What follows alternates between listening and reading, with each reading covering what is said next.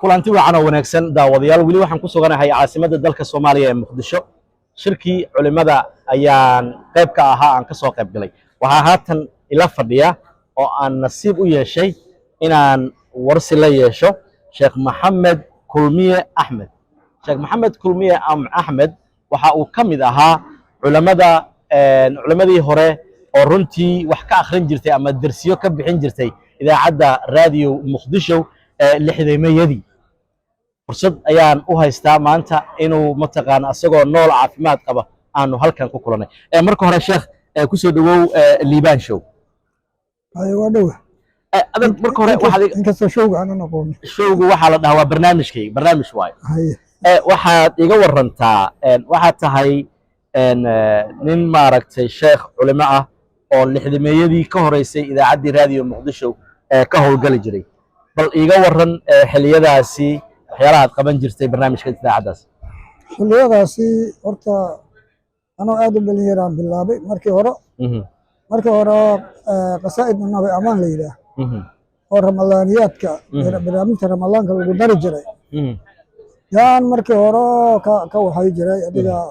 65 iyo meelahaas waa gartay 66 barnaamijyo oo musajal ah oo diini ahaan bilaabay waxaa jirtay qiraa'atul qur'aan idaacadda qur'aanka lagu furo oo waqti yaroo kooban ahaa isagana muddo oo ka akhri jiraa jirto qur'aanka oo matniga adigu 60kii ilaa 66 aan dhaho ilaa 90kii waa shaqa oo barnaamijyo ah aan qaban jiray shaqaale oo la yidhaaho part-time aad ahayd marka adiga dagaaladii baa dhacay waddanka baad ku sugnayd dagaaladii ka hor aan xoogaa kuugu dara markii dowladdii la inqilaabay dowladdii shibilka ahayd waqtigii dowladdii shibilka ahayd jirtay waa gartay marka dowladdii shibilka ahayd waqtigeedii waxuu dhammaaday kacaankii maxamed siyaad waa gartay oo waqtigii 9kii aakhirkeena ahaa 70kii la kowsadeen waa gartay ana 70kii markaas doorasho la galay doorashadii laga imaadana shaqaalihii oo part-time-ka ah waa la daadshay ilaa laga soo gaaro 73 laga soo gaaro adiga ilaa okay shaqa kuma lahayn meesha waa gartay maxaad ka xasuusataa xilliyada idaacadda aad ka shaqayn jirtay dabcan qof shabaab ayaad ahayd bal xasuustaada haddaad dib yaro u celisid maxaad ka xasuusataa jawiga iyo dadka waqtigaas horta jawiga iyo dadkaas waqtigaas idaacadahan oo barnaamijka la sii daaya ha noqdo wararkasta ha noqdaane waxay ahaayeen afaf shisheeye aa laga soo tarjumi jiray waxaa barnaamijta uun tarjumi jirtay oo lasoo marsii jiray translation waxa la yidhaha soo samay jiray dad uun xoogaa ingiriiska yaqaano warqabadkana iyagaas qaar ka mid aha joogi jireen wakaaladda soona waxay ku shaqayn jirtay warar badanay qaban jirtay laakiin kuwa ingiriiska iyo kuwa iyo kuwa carabiga ha la tarjumi jiray anigu arrimahaas oo dhan shuqul kuma lahayn barnaamij diin aan qaban jiray barnaamij diinkaana waxaan unu ku naqaano kutubtayna ku qoran oo ahaa laakiin shacabweynahaasoo kaa aqoon badan gobolna sidaada yihiin aa ku dhegeysaa maahan waxaad rabta sheeg maaha maasha allah marka laakiin anigu weligay aad kala ma kulmin barnaamij oo diini oo sii dee aad kala ma kulmin intaan meesha joogay 73 dib u bilaabay ilaa dowladdii maxamed siyaad ay ka dhacdo 90kina barnaamijkii waa waday maalintii axadda oo dagaalku bilaabi jiray maalintaas idaacaddan ka soo lugeeyey markaan meesha oo hadda isbitaalka oo jaziira la yidhaaho oo ku yaallo amba ubaxa kacaanka meel la dhihi jiray korna xarar yaalana loo yaqaano meeshaas anoo socdaa xabadihii aad noogu soo bateen adigu ilaahay waa naga muutiye waa iska soconnay intii ka dambaysay idaacadda raadiyo Muqdisho waa mid haddaan dhowa oo hadda 2 sano 3 sano laga joogo aan xiriir kale la sameeyey soo dhawaada leedahay waa la igu soo dhaweeyay marka ma bilowday marka duruustii asma jirtay duruus waa bilaabay laakiin qaabkan u samay jiray uma taalo waxaan ahay mugaas nin oo shaqaalaha joogtada kamida nin oo barnaamijka lagala tashado nin oo barnaamijka qaabka u baxayso wax ka qiimeeyo oo wax ka jadwaleeyo hadda laakiin aniga markaan aan hoogaa nashaad leeyahay aan tagaa barnaamijaan baxshaa wax kaleeto hadda dhiba layma geysto anigana hadda dhib kale ma ku darto ra'yigayga kama hadlay barnaamijka mugaas islaam mujtamaca u baahan ka hadashaa baan ka hadlaa maasha Allah mujtamaca u baahan maalintaas waxaan isleeyahay baan ka hadlaa dadka meesha joogana